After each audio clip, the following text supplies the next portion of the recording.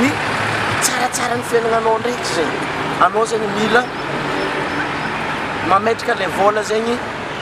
tsara ho azonao ono fa hoe vola zegny résultat donc zegny mila misy ratsabonga zegny anao avy zegny le vola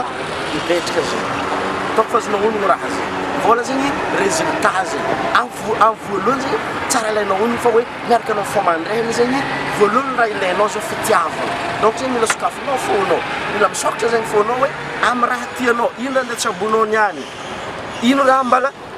tsy vitanao tamin'ny raha an-tsabonao nomoaly zegny tianao hitsabonga niany zegny fonao zegny izy amin'ny fotoana zegny faharoe zegny ny fahasalamagna karakory zegny fahasalamananao ino raha andeha hitsabonao zegny fahatelo zegny nama fahatelo zegny ny fahalalagna zegny rehefa mitombo zegny fahalalagnanao ohatra anao zao ty zegny tanao zao ty avoe écouteur zegny safy